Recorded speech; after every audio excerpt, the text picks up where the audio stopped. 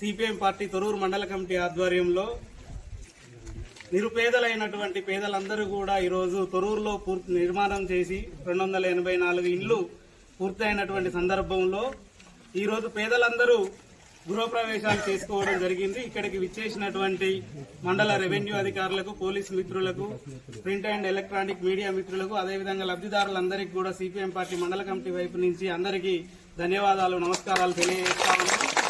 మిత్రులారా, మాకు ఎమ్మెల్యే హామీ ఇచ్చింది, అనేక దఫాలు పోరాటాలు చేస్తే డబుల్ బెడ్రూమ్ ఇల్లు పంచుతామని.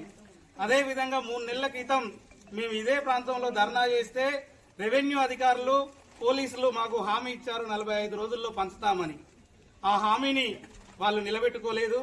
ఇప్పటికీ 100 రోజులు పూర్తవుతా ఉన్నా కూడా ఆ హామీని నిలబెట్టుకోలేదు.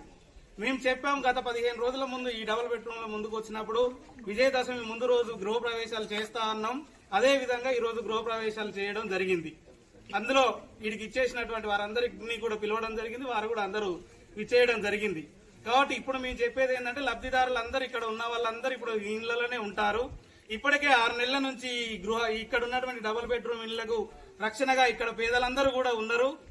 కూడా పేదలందరూ ఈ డబుల్ బెడ్రూమ్ ఇళ్లకు రక్షణగా ఉంటారు. మండల తహసీల్దార్ కావచ్చు, అదేవిధంగా రెవెన్యూ డిపార్ట్మెంట్, కలెక్టర్ వాళ్ళు ఎప్పుడైతే వాళ్ళకి ఇష్టం అవుతుందో అప్పుడే లబ్ధిదారుల ఎంపిక చేయండి, అప్పుడే ఇవ్వండి. కానీ అదోర దాకా మాత్రం ఈ లబ్ధిదారులు ఈ ఇండ్లను పట్టుకొని ఇక్కడే ఉంటారు. అనేక మంది బెదిరింపులు కూడా చేసినటువంటి సందర్భం ఉంది.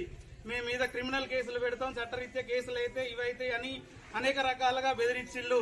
కేసులై జైల్లో ఉంటే బెటర్ తప్ప ఈ ఇళ్లలో ఉండని బ్రతుకు జైలులో ఉన్న మంచిదే తప్ప ఇంకోటి లేదని అందరం కోరుకుంటా ఉన్నాం.